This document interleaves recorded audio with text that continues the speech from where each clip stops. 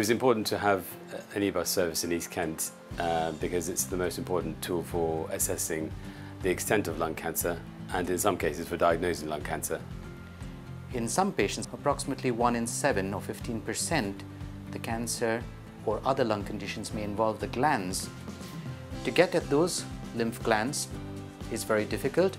It cannot be accessed by normal bronchoscopy, and the only two procedures which access those glands are endobronchial ultrasound, where there's a little ultrasound probe at the tip of the bronchoscope, so you can accurately see where the glands are and stick a needle through the tubes of the lungs into these glands. Patients are having quicker diagnosis because the EBUS service is readily accessible. They're getting better staging than previously available, and that should translate into better outcomes.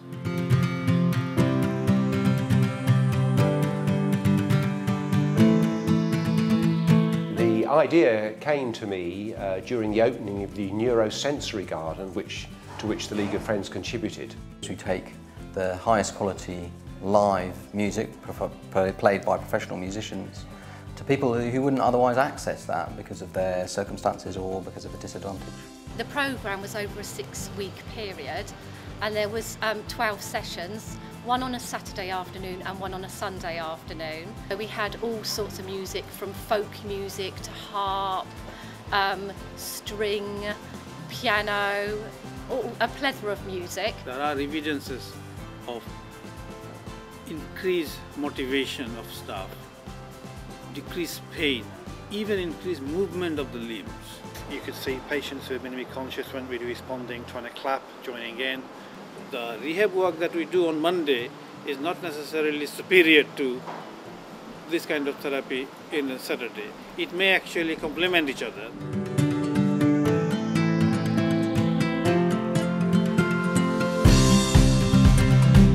The leading cause of kidney failure in this country is diabetes. A lot of them are on dialysis and maybe abstain from going to see their GP or their consultant about their diabetes, so sometimes their diabetes care is neglected, and we want to make sure that that doesn't happen, and we want to raise awareness with all our staff that how important it is to look after our patients who've got diabetes. Someone who's on dialysis with diabetes is 10 times more likely to get an amputation than someone who's just diabetic without renal failure, so they suddenly become far more at risk. We're doing very basic foot assessments. We're looking for problems and we're looking for gaps in their support at home, and we're referring them back. We've got quite good rapport going, and if they notice a patient who they feel needs some help, they email me and we just set them up an appointment, and we try and align that appointment to when they've got the dialysis appointment, so although the appointments aren't together, they're close enough so they don't have to leave the site and then come back again.